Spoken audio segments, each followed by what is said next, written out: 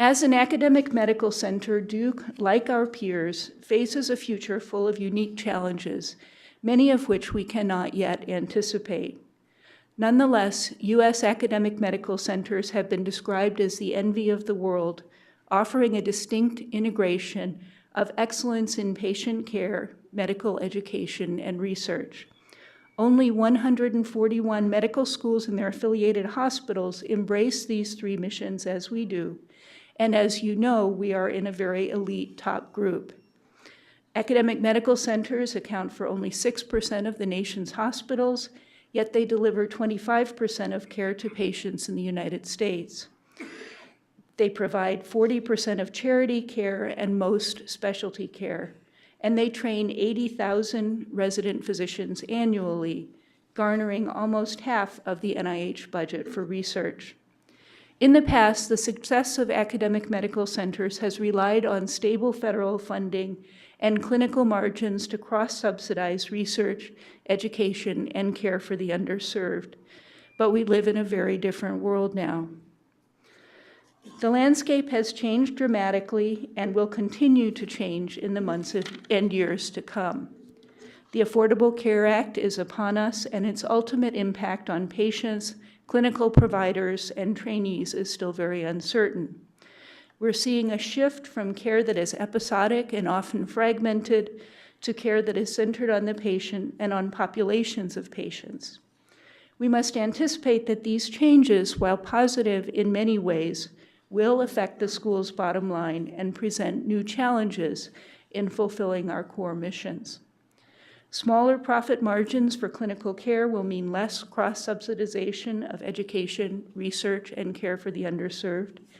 To meet the demands of an aging society, we will need to be more strategic in deploying not only physicians, but also other healthcare professionals, and professional roles and responsibilities will likely evolve over time. The seismic changes taking place also have direct impact on our research mission. We and peer medical schools are reacting to and planning for ongoing deterioration of federal research funding. As you know, the omnibus bill for fiscal year 2014 provided $29.9 billion in NIH funding. While that was slightly improved from post-sequestration funding levels in FY13, it is still $714 million below the pre-sequestration FY13 budget. In fact, the fiscal year 14 NIH budget is equivalent in spending power to the NIH budget 14 years ago in 2000. Because the number of applicants has increased, today the NIH funds approximately 1 in 6 R-series grants, whereas in the year 2000, it funded approximately 1 in 3.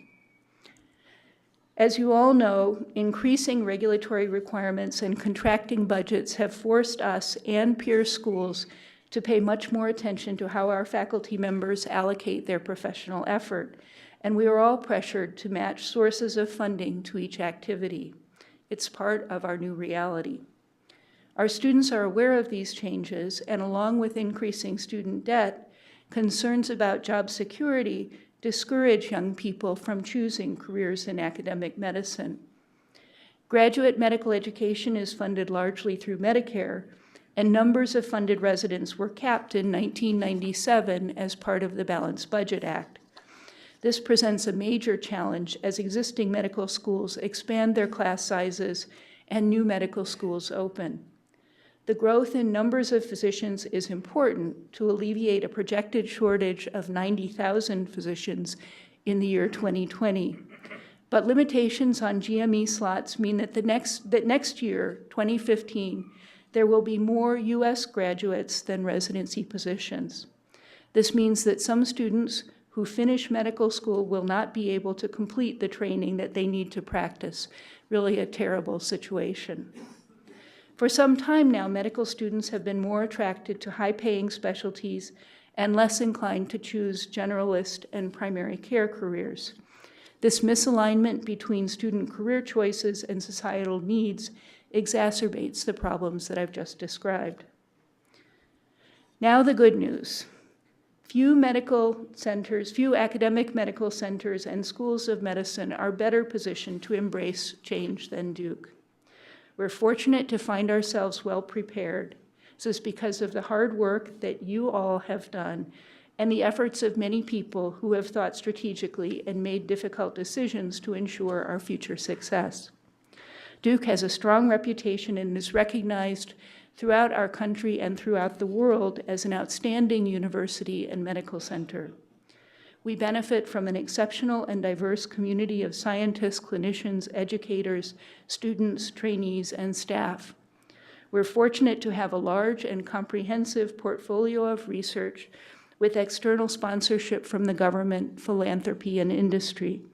And we have a strong, currently profitable health system that provides the most advanced care for our patients.